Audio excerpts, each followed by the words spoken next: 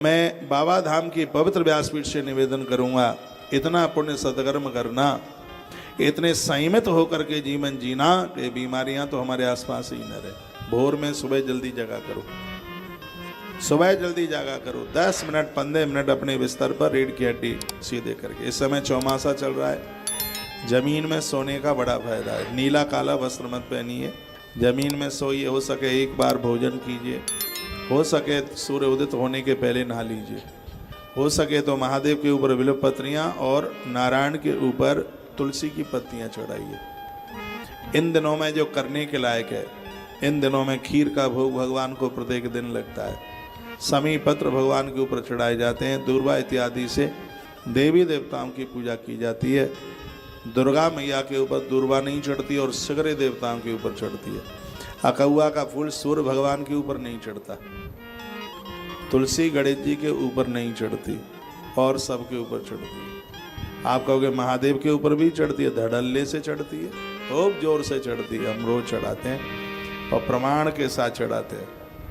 मंजरी भगवान को चढ़ाइए, महादेव के ऊपर मंजरी जरूर चढ़ाइए। अपने हर दिन को सार्थक कीजिए। चातुर्मास 4 महीना जो हम सदकर्म करते हैं, 8 महीने में होने वाले अपराध से हम बच जाते हैं।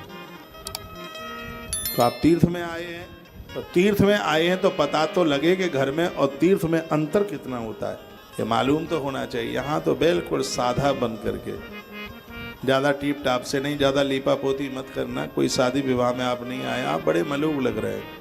मुंह नहीं पोतोगे तो भी अच्छे लग रहे हैं, मलूक लग रहे हैं। हाँ, इसमें अब मुझे पूछा गया, कल मैंने सालासर से बताया भी, किसी ने मुझे पूछा कि चातुर्मास में क्या तेल लगा सकते हैं। तो मैंने शिव महापुराण से मैंने एक श्लोक बोल करके उसका उत्तर दिया। यदि आप प्रत्येक दिन तेल लगाते हैं, 8 दिन में एक बार लगाते हैं, 15 दिन में एक बार लगाते हैं, तो आप चातुर्मास में तेल नहीं लगा सकते। उपवास वाले दिन नहीं लगा सकते तेल। लेकिन कल ये मैंने पहली बार पढ़ा, जो नित्य तेल का प्रयोग करते हैं, जैसे उदाहरण के तौर पर अनुष्ठान में कभी छोर कर्म नहीं होता, दाढ़ी मूछें नहीं बनाई जाती अनुष्ठान में। लेकिन उसी ग्रंथ में लिखा है कि यदि आप नित्य यह काम करते हैं तो फिर अनुष्ठान में छोर कर्म करने का दोष नहीं है, ऐसा वर्णन किया है ग्रंथ में।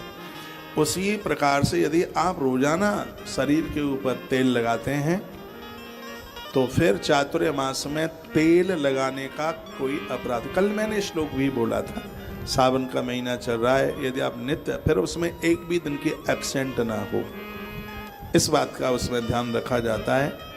तो मैं आप, हाँ, लेकिन उसमें एक बात कही, वो सुन लीजिए। उसमें ये कहा कि जो आप तेल लगाते हैं वो नहाने से पहले लगाया जाता है, स्नान के बाद में। ये भी बात बहुत ठीक से सुनने लायक है। वह आप स्नान से पहले उसको लगाइए, उसके बाद में स्नान कीजिए। और भी कुछ विशेष बातें हैं, वो मैं आपको निवेदित करता रहूँगा। भगवान को चंदन का बड़ा मातम्य है। रोज उन्हें चंदन भस्म है और रुद्राक्ष उन्हें धारित कराइए और उनके होने की अनुभूति कीजिए। ये महीना है, थोड़ा जल सावधानी से इसमें पिया जाता है, क्योंकि दुनिया भर के विषाणु पानी में चल के आ जाते हैं। चाहे जहाँ का चाहे जैसा, मैं निवेदन करूँगा, प्याऊ का पानी इन दिनों में बिल्कुल न पिए। प्याऊओं को साफ किया नहीं जाता, उसमें कीड़े पड़े हुए होते हैं, शरीर में इन्फेक्शन हो जाएगा। नदियों का पानी न पिए इन दिनों में। दुनिया भर का सब कचरा मल सब इकट्ठा होकर के आता है। इसका मतलब ये नहीं है कि हम नदियों के विरोधी है। माँ के प्रति हमारी बड़ी श्रद्धा है। बाबा तुलसी कहते हैं, दरस परस मुख मज्जन पाना। कहा गया है कि स्नान करने के लायक है तो स्नान कीजिए, स्नान नहीं कर सकते हैं आचमन कर लीजिए, आचमन भी नहीं कर सकते हैं आप तो दर्शन कर लीजिएगा, और इतना भी नहीं कर पाते हैं आप कहीं दूर है तो उनको प्रणाम कर लीजिए। इतने से ही नदियों की माँ की कृपा आपको मिल जाएगी। और दुनिया भर की गंदगी बहती जा रही है और हम सोचें बगल वाला ये कहेगा बड़ा नास्तिक है।